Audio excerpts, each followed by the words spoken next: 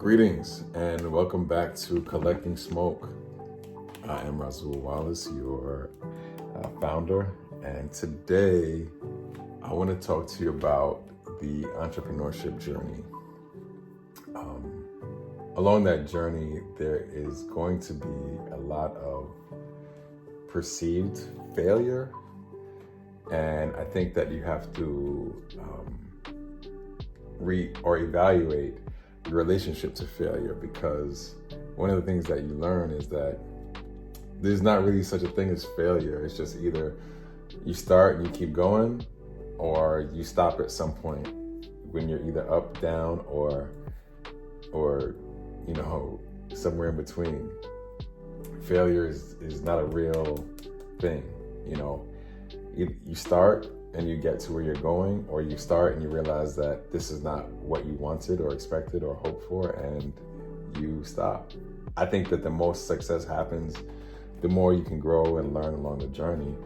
But another reason that I advocate for entrepreneurship is that there can be losses, significant losses. One of my biggest failures is a mining company that I started with family, and we got investors from those close to us, and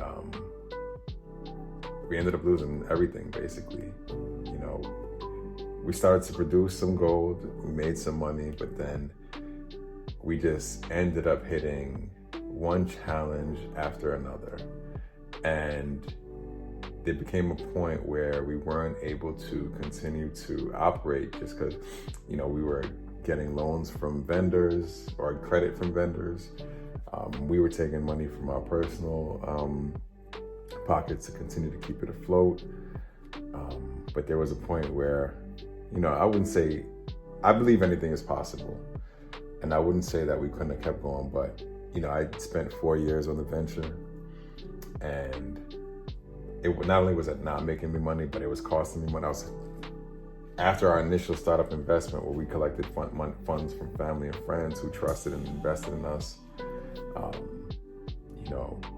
we basically failed. And a lot of the times I actually still have a hard time looking those people in the face, because I feel like I failed them, But it was a really good learning experience in that I learned a lot about business and partnerships. I learned how to raise money, how to put together a presentation. I learned that you definitely want whoever you're investing in to have had a level of success and experience in whatever it is that you guys are doing. After that particular project, I decided that I wanted something that was in a certain proximity to me, to be able to keep a close eye on it, to be able to go touch it and act on it and contribute whenever it might be necessary. I'm at a point now, that was probably over a decade now ago, but I'm at a point now where I might give that a try, but I would have to set some more things in place to make me feel comfortable or confident in that distance. I say that to say that I learned a lot from it. And I think that the whole journey of life and entrepreneurship, I think entrepreneurship kind of adds another dimension to life. I'll have to meditate on that and try to articulate it better at some point. But so that was a challenging one, because the biggest thing that made that so challenging for me was just I felt that I failed, people around me. And I had some other business ventures. I had a hot dog cart. I didn't know anything about it, but it just looked like a way to start to generate revenue or cash flow. So I ended up convincing a guy in town that had a couple carts and seemed to have some knowledge and experience with it to kind of assist me or partner with me, give me some insight, which he did, and it was helpful. But it didn't have, you learn the significance of foot traffic, I guess, and that's needed basically to have some income from for a hot dog cart, let's say. And the investment that I made in that in the beginning was basically, I'd spent a couple $1,000s on the cart itself. And like, I got a latch put onto my car so that I was able to connect the cart to the latch and set it up wherever I needed to. And then the expenses were really low. I mean, really, it was just like hot dogs, buns, and condiments were the main consistent expenses. But where I'm located, there's not a place to get consistent enough foot traffic to bring in the cash flow that I needed to be able to do it, to survive. So I ended up basically just selling all the equipment and moving on. But again, it was another learning experience for me. And then I didn't lose any money. All the money that I invested in the equipment, I basically got back when I sold it, because I got a lot of it used in the first place, and it didn't really lose any value. But again, I gained learning experience.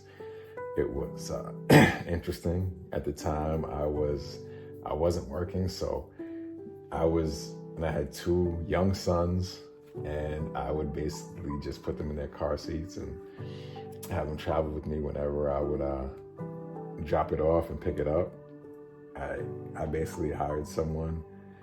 And at the time, you have someone who's like, if they don't have anything going on at the moment, they would kind of manage the cart and sell the hot dogs for 25% of the gross, and those were the expenses of the cart.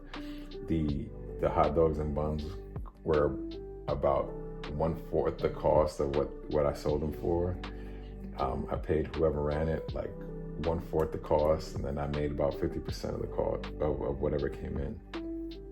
And that was for the use of the cart and the effort to transport it daily, and so that was an interesting learning experience. I just wanted to talk to you a little bit about the idea of failure in entrepreneurship. And when you change your relationship to failure, and you don't have a negative feeling or reaction towards it, I think that it allows you to just try stuff and learn, and then try something else and do it better, and then learn, and then keep trying and keep learning and keep doing things better the next time.